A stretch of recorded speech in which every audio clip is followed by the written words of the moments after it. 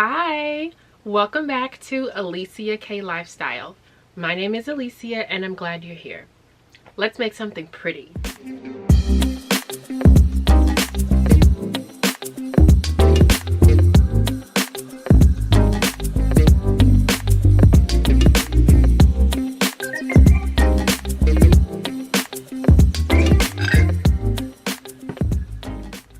You guys, this one might be a bit of a long one.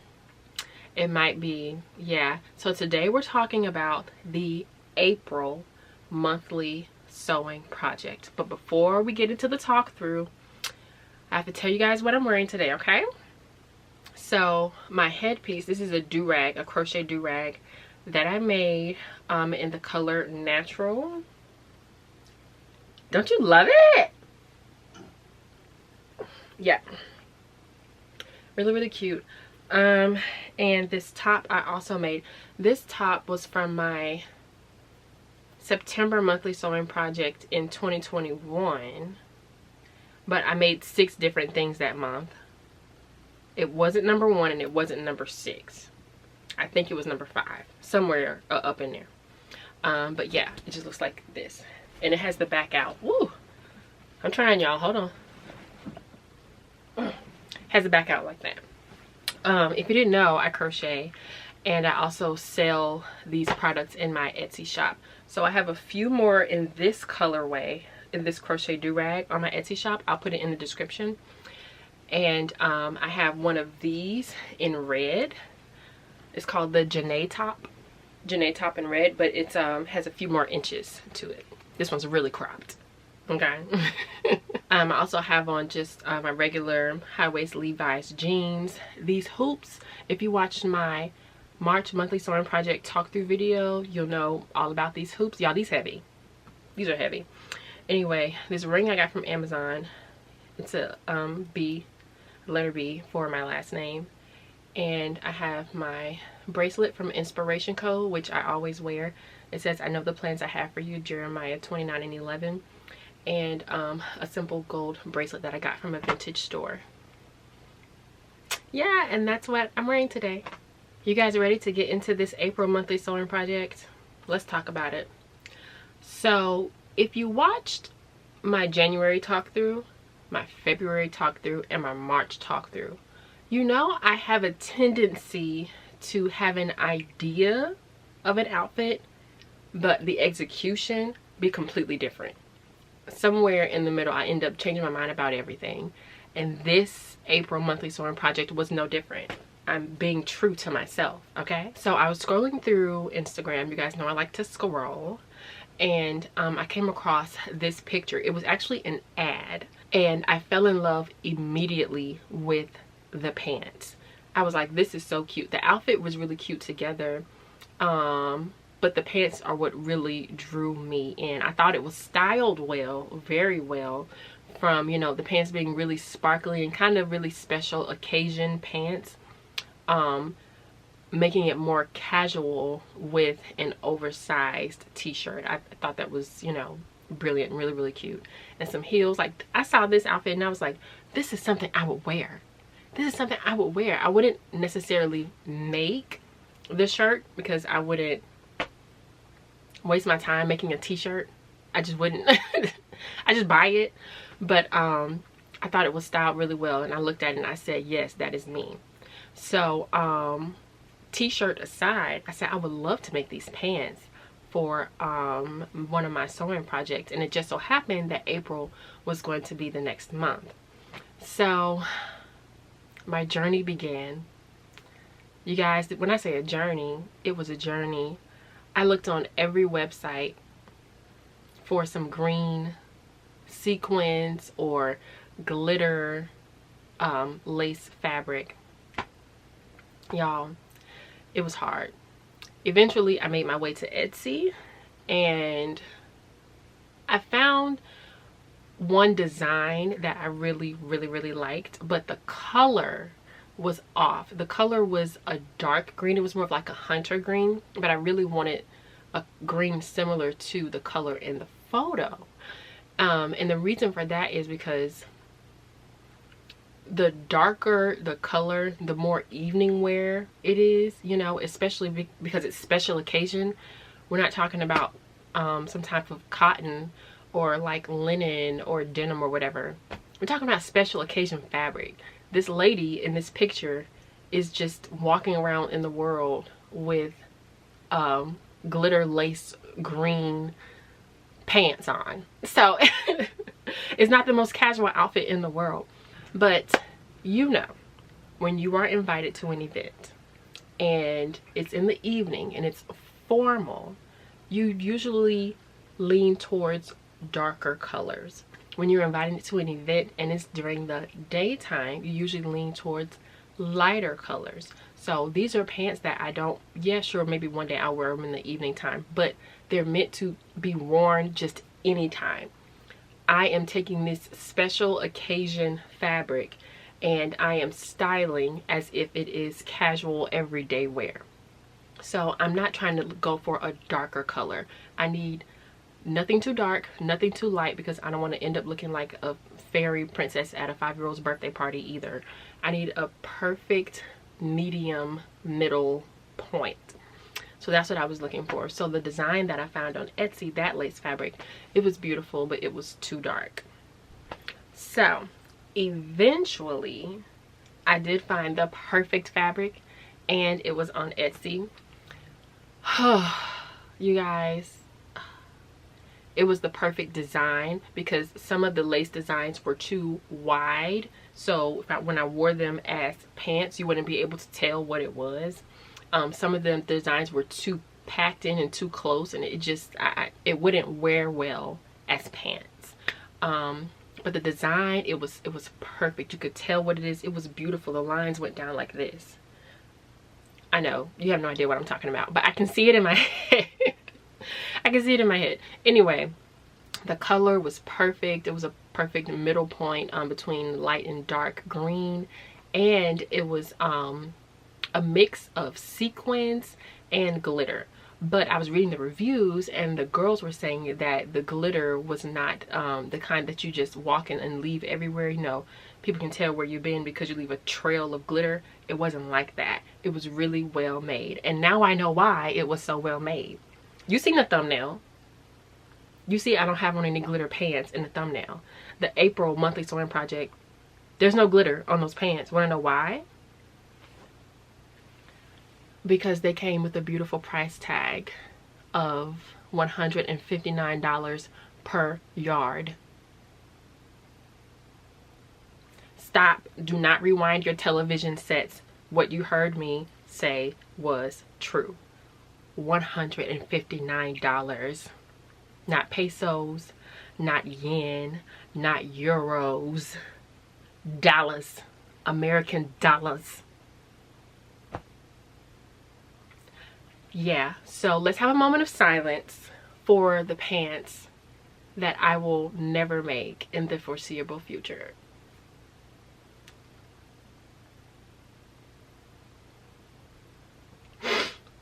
Thank you.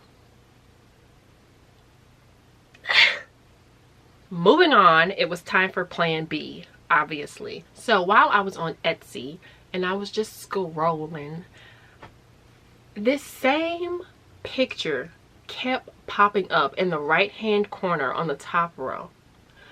I'm looking at a bunch of green lace fabric, sparkly green lace fabric, and there's this one green floral fabric that just keeps popping up on every single page. Every page. And it wasn't sponsored, like it wasn't an ad, it was just there. And I'm like, okay, let me click on it because this is about to get on my nerves. Let me click on it, see what it is. You guys, this was the most unique fabric that I'd seen in a long time. Just from glancing at the thumbnail on every page, you would assume that it's regular fabric, you know, just a pretty green floral lace fabric. But guys, it was 3D fabric. The fabric was 3D. So this is the fabric, and the flowers are attached to the fabric. 3-dimensional. And I fell in love. and I purchased it immediately. Add to cart. Add it to the cart. Now, it was expensive. Okay, it was expensive, but it wasn't $159 a yard, I can tell you that. And it came somewhere from Asia. If you shopped at Etsy before, you know it's all over the world. So it came somewhere from Asia, I don't know, and I really didn't care, you guys. All I knew was that I was gonna have a 3D floral garden on my legs, and that's all I needed to know. So originally the lace sequin pants were supposed to be fitted to my legs, but since I was no longer doing that for $159 a yard, I was now doing this 3D lace print green fabric. Instead of having them fitted to my legs, I decided to make them wide leg, which meant that I was going to change the style of the shirt. So since my pants were going to be loose, I wanted a tighter fit of a shirt. And it was April, so you know, let's crop that top, you know what I'm saying? So for this crop top, I wanted something simple but unique, but not so unique that it would take away from the pants, because the pants are the star of the show. Okay, so I went to my inspiration board on Pinterest and I found a crop top that I had already saved and really liked, and I thought it would go great with the pants. Y'all, I looked everywhere for this fabric for this top. I think it's called mohair. It's a knit fabric and it's sheer. It was just really hard to find at a price that I was willing to pay. And the mohair fabric that I found, it was really thick and it wasn't sheer like I was looking for, like I saw in the inspiration photo on Pinterest. So I ended up, this is how my mind works. If I can't find the fabric that I want, then I'll find the item that I want and just customize the item. Or I will, like in this situation, I went to Amazon and I found the closest thing to it. It wasn't mohair, but it was some kind of sheer knit fabric. And the one that I found on Amazon, it came in multiple colors, and it was actually a poncho, and it just had one seam on the side. So I said, this is great. I could just, you know, rip that seam and use the poncho as fabric. And that's pretty much what I ended up doing. And it was maybe $24, $25, much less than the fabric for the pants, much less than the sparkly fabric that I had in mind the first time. So who's winning? Me. I bought it in purple and it arrived in 2 days. So let's talk about the construction of the April monthly sewing project, starting off with the top because that's what arrived first. So like I said, it was just a poncho that I got from Amazon, and it had one seam, and so my first thought was to rip the seam, but this fabric sheds so badly and it's extremely stretchy. So looking up close to the fabric, it is the knit fabric intertwined with the same color elastic. So while I'm looking at this thing, also thread in this seam that is the same color. So I'm folding this thing back, trying to find the, poked myself 1,000 times. I don't know why my first mind wasn't just to cut it. Anyway, that's what I ended up doing. I did not rip the seam. I just cut that bad boy. Okay. I used a bodysuit that I already had in my wardrobe. It's an extra small and it's sleeveless. And I said, oh, this would be great as a pattern for this crop top that I'm going to use. You guys, so once I cut out all my pieces, you know, the front, the back, and 2 sleeves, very simple. I tried that and I sewed it together and I tried that thing on. It was too big.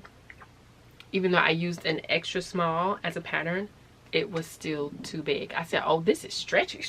Okay, all right. This fabric has all the stretch in the world. You remember your favorite pair of jeans from a couple years ago that lost all its stretch?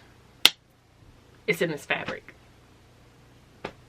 And I know I told you that the fabric sheds, but you guys, it sheds really badly. So if you're thinking about doing this, it sheds really badly. Like, I was still vacuuming stuff into June. I found little pieces just everywhere. It sheds real bad. So just keep that in mind. So after I perfected the fit of this super stretchy shirt, it was time to decide the words that I was going to put on there. And I didn't want a sentence. I didn't want a bunch of words. I didn't want a scripture across my chest, you know. I just wanted pretty much 3 really impactful words that meant something to me.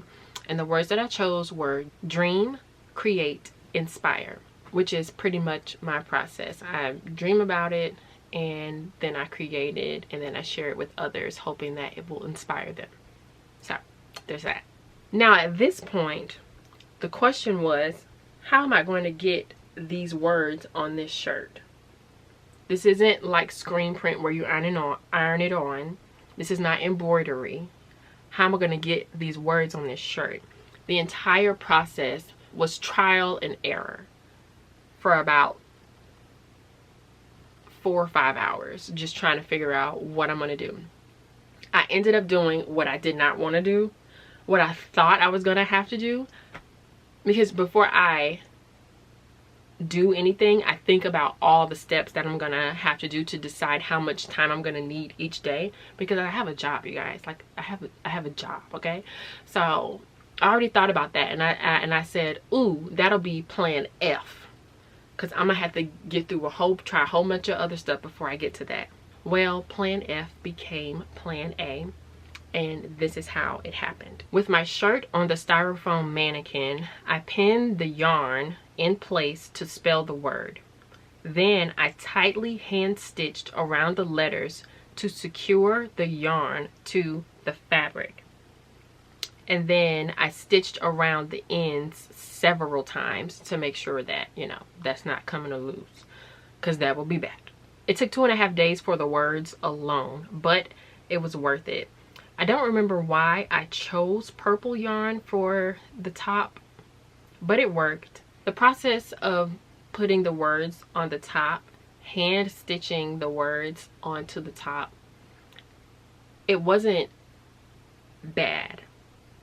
It just, you got to keep that same technique going. You know, it's all in the wrist. But you guys, I just put on a couple episodes of Golden Girls each day, and I was just, I really enjoyed it. It was peaceful, you know. I kind of felt, let me tell you, I kind of felt like, I think it's called cross stitch. So I sew and I crochet, and that's it.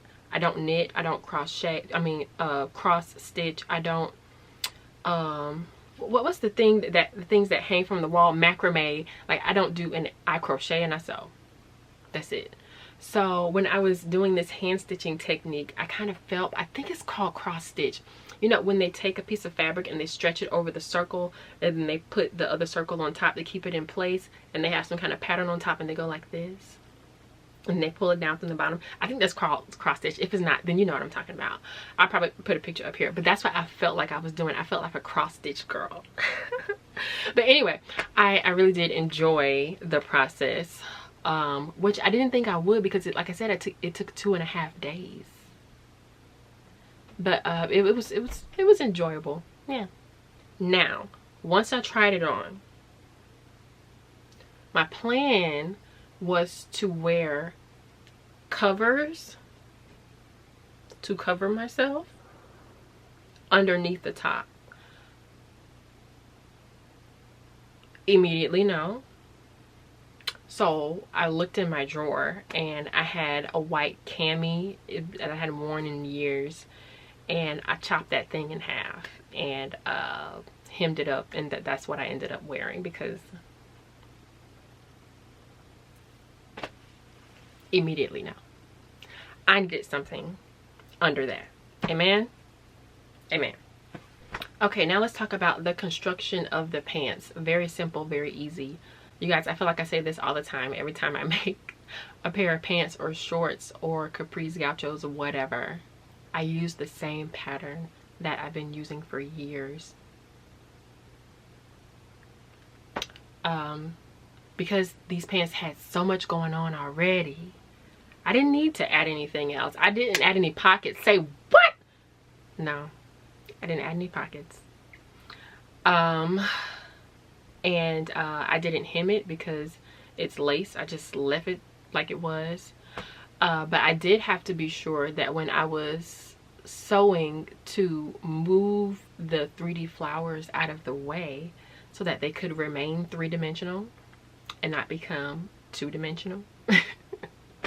But other than that, I really did have to brainstorm about how I was going to keep these pants up, because my first idea was to put elastic in it, but because the pants have so much space, like these flowers are kind of far apart, there's space in it, so you would see the elastic if I made an elastic waistband. The other option was to make some kind of casing that was the similar color to green in the pants, but I didn't really want to do that. I wanted to leave the pants as they were. I didn't want to add a zipper because you'd be able like to see the zipper. I didn't want to put a casing on the zipper. Like, I didn't want to do any of that. I wanted to leave the pants as they were and find a way that would just cinch them in and hold them to my waist to keep them up. And so what I ended up doing was getting 2 super jumbo safety pins that I have when I like I said, I crochet, so I make cardigans, and they're pretty long, and so, you know, yarn stretches over time. So I have this one blue cardigan that is just a foot too long now because I've had it for years, and I use these 2 safety pins to hold it up, and it's really cute. It's really stylish. People think it's a style choice. It's not. I need to keep it off the floor. I need to keep it off the ground, but you know, whatever, is cute like that. So I took those off of that, and I weaved them through the giant holes of the pants to keep them up, and it worked out. Now, I'm not going to lie to you and say that this was an easy, simple project like I've been saying the past 3 videos, because it wasn't simple, and it was not easy.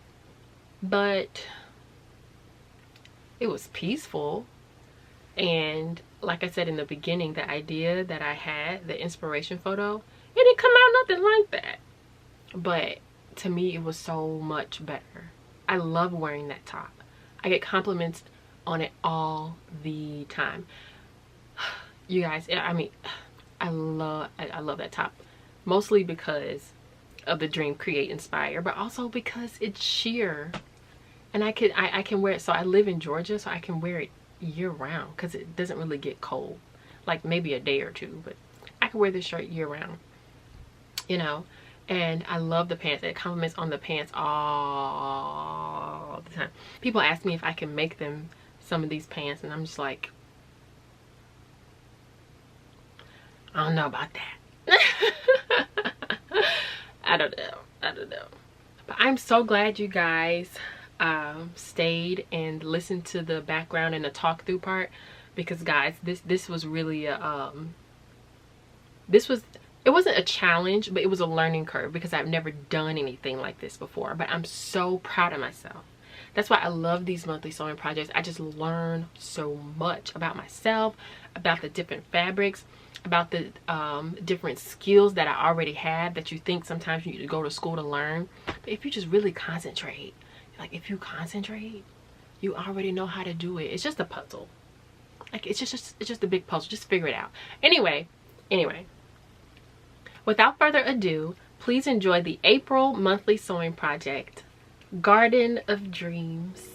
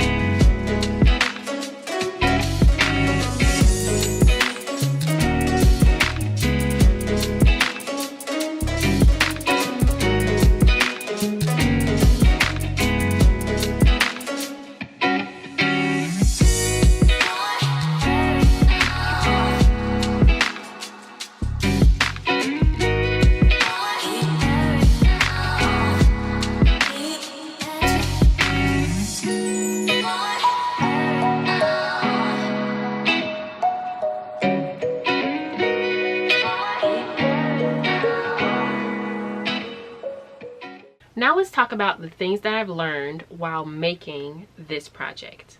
Number one, this was my first time in years drafting a pattern from existing clothes, and it was easier than I remembered. Yeah, I don't know why I made it so difficult in my mind. I actually considered going to the store and buying a t-shirt pattern. Girl. That's how you know the Lord loves me, because he was like, Alicia, don't waste your money, girl, and reminded me you can make a pattern from something existing in your closet. Y'all, don't pay me no attention, okay? Sometimes. Number two, hand stitching requires an ample amount of time, but it is well worth it. I really did enjoy. Like I said previously, I had a great time hand stitching, but I learned hand stitching from my grandmother when I was in like elementary school. And so I've always had a reverence for it. I know it's a craft that is completely separate from machine sewing. Just because you can sew at a machine does not mean you know how to hand stitch. Just because you can hand stitch does not mean you can use the machine. And doesn't mean you know how to use the machine properly. But I was trained in college on how to properly use a machine. I was actually trained on a Juki, and I was taught by my grandmother for years how to hand stitch. So when I say I enjoy the process, that may be why, partly because it reminded me of my time with my grandmother too. So yeah. Number three, I have more time than I think I do. You guys, I'm really trying to get better with time management. As I said before, I have a job. I have a 9-to-5, a job. So sometimes with these projects, I have a tendency to wait until like the week or two before the review. But with this one, I just paced myself. I just gave myself 2 to 3 hours a day. Just 2 to 3 hours a day. And that wasn't just sewing. That included like the research and everything. Just 2 to 3 hours a day, or sometimes it was less, instead of trying to cram it all in at the same time. Number 4, I was reminded that there is no correct way to do things, but just making it work leaves room for creativity and individuality. Yeah, I was a little hard on myself about not using elastic for my waist, or a zipper really, or some kind of normal conventional thing that you would see in a store. I didn't use any of those things. I just used 2 huge safety pins, and it stayed up on my waist. And usually I'm that kind of girl. I'm just like, oh, it's just fabric. You don't have to do like anything special with it. Like you don't have to do what they tell you to do. Just it's fabric. Just cover your body and keep it moving. You know, that's the kind of girl I am. But when it came to these pants, I was a little hard for myself for about 1.5 minutes. Like, Alicia, you're not using elastic, because I love to use elastic. You're not using a zipper or anything else. Like, and you know what? No, I'm not. I'm using 2 huge safety pins. And guess what? It kept my pants up. And it really does leave room for creativity and individuality. Because guess what? I don't know anybody else going around with 2 safety pins holding up their pants.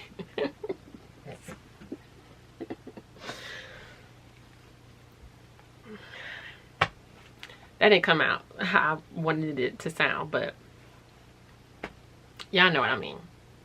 And number 5, you guys say it with me. 1, 2, 3. I need a new sewing machine. It is what it is. Anyway, thank you so much for coming. Thank you so much for staying. Thank you, thank you, thank you. I hope you enjoyed the April monthly sewing project, Garden of Dreams. You go and enjoy the rest of your day, and I am going to enjoy the rest of mine. I'll see you soon. Bye.